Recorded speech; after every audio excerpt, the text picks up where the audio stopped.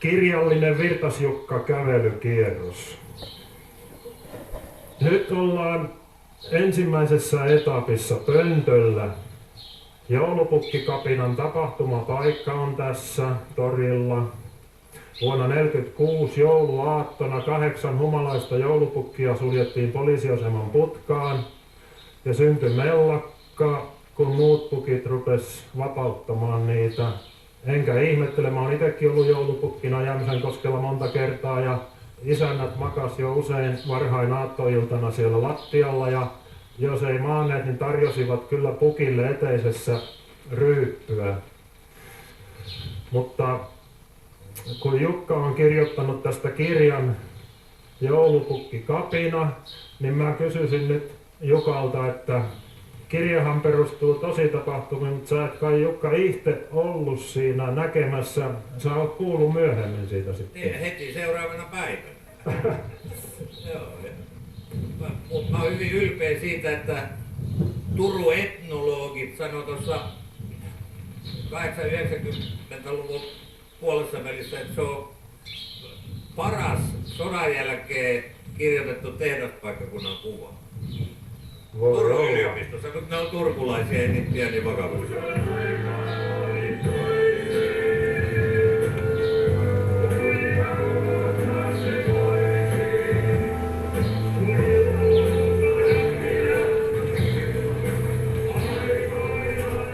Ja Jukka Virtasen kirjassa Joulupukkikapina pohjanapi on salanimellä Keksijä Länsi. Hänhän maalasi, oliko se nyt just tämän sillan kaidetta, tuota sillan kaidetta niin keinotuolissa istuen edes takaisin ja suti kävi sitä mukaan kuin keinotuolikin. Hän asensi hirvikivääriin myös kaitafilmikameran ja filmasi sen, kun hän ampui hirvet. Hirvittäjien sitä kaverit pelkäsi siihen hirveästi, kun se rupesi filmaamaan niitä sillä kiväärin kädessä. Nyt kun jatketaan, niin me ohitetaan muun muassa paloasema ja mä haluan kertoa kaikille, että vapaaehtoinen palokunta oli Jämsänkoskella pakollinen kaikille hyödyille.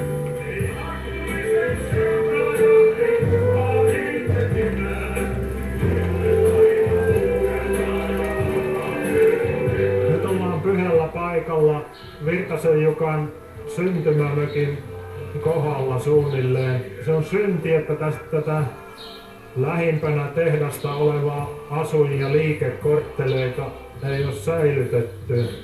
Tässähän oli mökkejä nurkka nurkassa kiinni.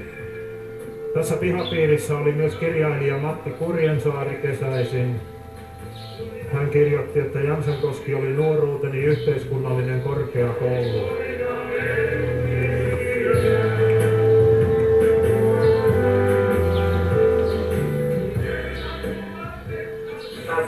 Tää on tästä paperitehtaan. Sillä on erittäin hyvä kynä.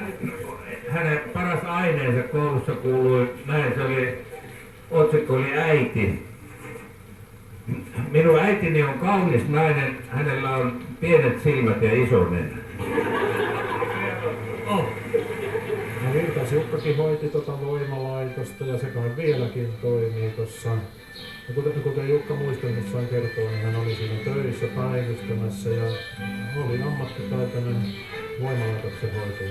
Helsinkiläisessä ravintolassa yksi mies asiakas tunnisti sut kerran, kerrotpa. Joo, mä kerroin se tuolla elokuvassa, kun me oltiin laitettu. Se oli kai tää huomenna esittävä elokuvan Salonjakeen ja Leikkaajan kanssa musiikkia paikalleen koko vuorokaus.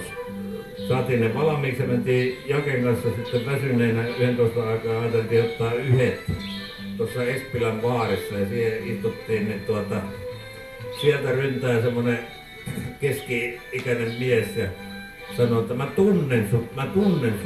Mä tulen, ei saa, kun mä olin jo silloin televisiossa ollut 10 vuotta. Sä toit valon Mustinan kylille, kiitos siitä. Se on hienoa palaute, mitä mä oon töistäni koskaan saanut. Parhaat juhlat Jämsänkoskella, ellei palokunnan juhlia oteta mukaan, niin nämä uimalaitoksella aina syyskesäisin ne juhlat. Mä muistan kerran Tartsan tuli Lianilla tuolta Männynlatvasta. Joo, ja sitten Kaikkein ihanin muisto Jämsänkoskesta mulla on, kun tänne yhtenä kesänä ilmestyi esiintymään semmonen mies, yleisön joukossa kuiskittiin, että sen nimi on Pertti Pasanen, ja kyllä se oli hauska. Seuraavan laulun aikana voitte pyyhkiä silmäkulmia tai voitte laulaa mukaan, tiedätte mitä seuraavaksi tulee.